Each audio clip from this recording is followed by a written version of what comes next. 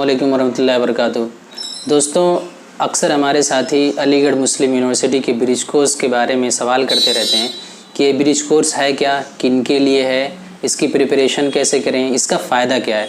तो आज की इस वीडियो में हम इन्हीं निकात पर बात करेंगे और मैं कोशिश करूँगा कि ब्रीफली आपको इस कोर्स के बारे में कुछ बता सकूँ। तो दोस्तों, इस कोर्स की शुरुआत होती है 2013 में, जिसका मेन मकसद होता है मदारिस के उन तलबा की हेल्प करना जो मदारिस से फ़ारिग होने के बाद यूनिवर्सिटीज़ की तरफ आना चाहते हैं और यूनिवर्सिटीज़ में अपने तालीमी सफ़र को और आगे ले जाना चाहते हैं या असरी तालीम में हासिल करना चाहते हैं। दूसरा सवाल जो अहम पूछा जाता है ब्रिज कोर्स के बारे में कि इस कोर्स का फ़ायदा क्या है। दोस्तों, इस कोर्स का सबसे बड़ा फ़ायदा ये है कि जहां आप मदारिस के सर्टिफिकेट पे सिर्फ चुनिंदा कोर्सेज़ में आप एडमिशन ले सकते हैं, जैसे कि अगर मदारिस से फ़ारिग होकर के आप यूनिवर्सिटीज़ की तरफ आना चाहते हैं तो आप सिर्फ अरबिक, उर्दू या इस्लामियात में एडमिशन ले सकते हैं। लेकिन ब्रिज कोर्स अगर आप कर लेते हैं तो उसके करने के बाद बहुत सारे जो फील्ड हैं स्टडी के, उसमें उसके लिए आप एलिजिबल हो जाते हैं। मिसाल के तौर पर अगर आप ब्रिज कोर्स करके यूनिवर्सिटीज़ में अप्लाई करते हैं तो आप आर्ट्स में, जैसे इंग्लिश लिटरेचर हो गया, इंग्लिश कम्युनिकेशन, इसमें आप अप्लाई कर सकते हैं। इस तरह के सोशल साइंसेस के जितने सारे सब्जेक्ट्स हैं उसमें आप अप्लाई कर सकते हैं, जैसे इकोनॉमिक्स हो गया, पॉलिटिकल साइंस, ज्योग्राफी, हिस्ट्री, ये सारे सब्जेक्ट्स जो हैं इसमें अप्लाई कर सकते हैं। और सिर्फ इतना ही नहीं बल्कि लॉ फैकल्टी जो एक प्रोफेशनल कोर्स है उसके लिए भी आप ब्रिज कोर्स करने के बाद एलिजिबल हो जाते हैं।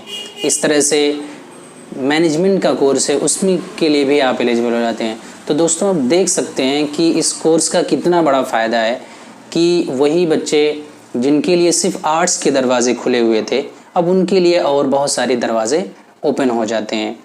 तो इस कोर्स का ये फ़ायदा है और जो मेरे ख़्याल में बहुत बड़ा फ़ायदा है ये, और एक ज़रूरत थी जिसको ब्रिज कोर्स ने पूरा किया है। और तीसरा सवाल अक्सर ये पूछा जाता है कि इस कोर्स का क्राइटेरिया क्या है, मतलब कब हम एलिजिबल होते हैं इस कोर्स के लिए। तो दोस्तों, मैं बता देना चाहता हूँ कि अगर आप मदरसे से आलमियत की डिग्री लिए हैं या फजीलत की डिग्री लिए हैं तो इस कोर्स के लिए आप एलिजिबल हो जाते हैं।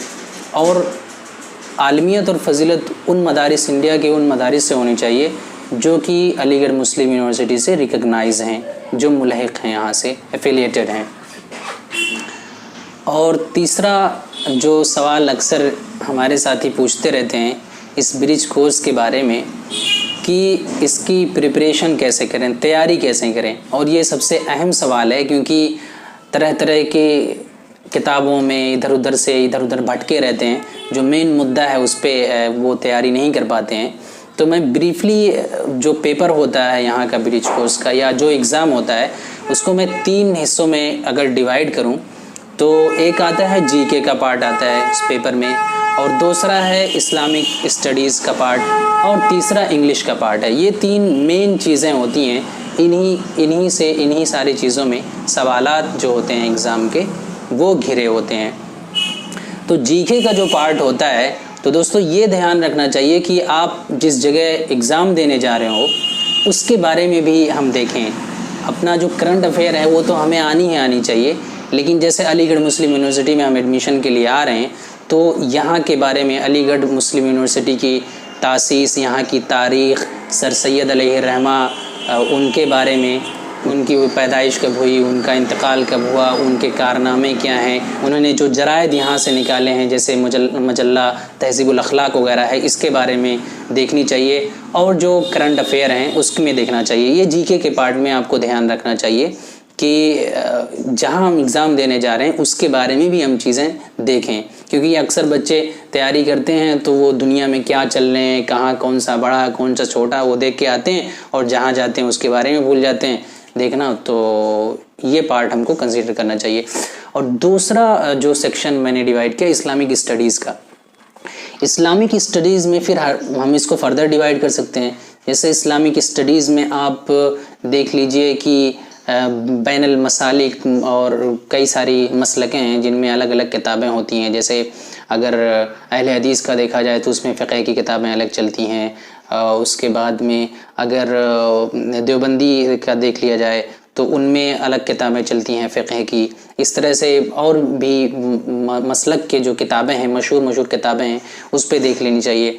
तफ़सीर में अगर आप जाएँ तो देखें कि मतलब बर्रे सग़ीर की मशहूर तफ़ासीर कौन सी हैं और उनके राइटर कौन हैं, इसके बारे में आप देख लीजिए। हदीस की किताबें जो मशहूर हैं उनको देख लीजिए और उनके जो मुसन्निफ़ हैं उनके बारे में देख लीजिए। ये इस्लामिक स्टडीज़ में कवर होती हैं। ये सारी चीज़ें देखनी चाहिए। और तीसरा पार्ट इंग्लिश का है।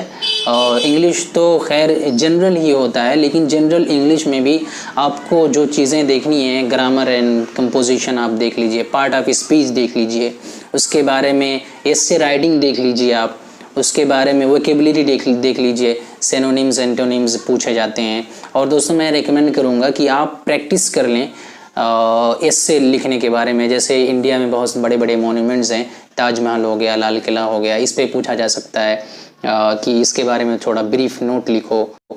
और इस तरह से अगर आपकी कोई लेटेस्ट विज़िट है जहाँ पे आप कहीं गए हैं, उसकी रिपोर्ट लिखने को आ जाती है। आप अपने पेरेंट्स के बारे में, वालिदैन के बारे में लिखने के लिए आ जाता है, आपके फैमिली बैकग्राउंड के बारे में लिखने के लिए आ जाता है। तो ये सारी चीज़ें कवर करनी चाहिए, जिससे जो कि बहुत ही हेल्पफुल साबित होंगी आपके एंट्रेंस एग्ज़ाम में। और दोस्तों ये तो रहा एग्ज़ाम का प्रिपरेशन कैसे करें इसके बारे में। और मैंने जहाँ इसका फ़ायदा बताया है इस कोर्स का, उसमें मैं थोड़ा सा और ऐड करना चाहता हूँ कि अभी तो जो बताया है कि आप इसके लिए और एलिजिबल हो जाते हैं, बहुत सारे कोर्सेज़, बहुत सारे डिपार्टमेंट्स आपके लिए ओपन हो जाते हैं। वहीं दोस्तों अनएकेडमिक फ़ायदा भी आपको मिलता है।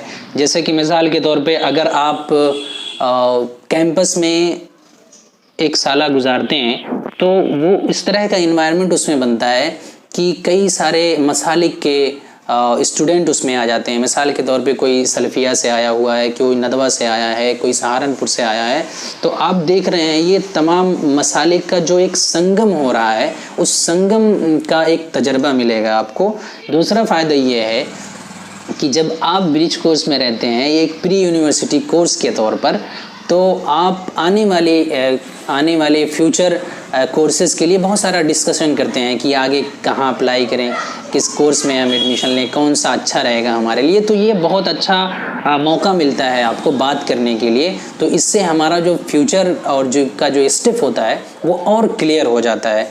तो ये भी बहुत बड़ा फ़ायदा है कि हम पहले से ही अपने सीनियर से या सीनियरों को देख करके एक तरह का आइडिया हो जाता है कि हमें कौन सा स्टेप अपने फ्यूचर में लेना चाहिए। तो ये एक फ़ायदा ये है। और इसके फ़ायदे अगर देखा जाए तो ये जो मार्कशीट देते हैं ब्रिज कोर्स पूरा करने के बाद, वो बहुत अच्छी मार्कशीट होती है, क्योंकि वो सीनियर सेकेंडरी स्कूल की मार्कशीट देते हैं, जो कि बहुत ही अहम है, और वो भी अलीगढ़ मुस्लिम यूनिवर्सिटी से आपको मिलती है। तो इसके कई सारे फ़वायद हैं। अगर आप BA, MA, management, law, BSW वगैरह में जाना चाहते हैं तो मैं रिकमेंड करूँगा कि आप ब्रिज कोर्स कर लें। अगर आपके पास टाइम हो, वक्त हो, तो आपको इस कोर्स को ज़रूर करना चाहिए। और जैसा कि मैंने बताया प्रिपरेशन कर लें। और भी अगर आपके कुछ सवालात हों तो आप हमें कांटेक्ट कर सकते हैं। इंशाअल्लाह पूरी रहनुमाई की जाएगी। अस्सलाम वालेकुम रहमतुल्लाहि व बरकातहू।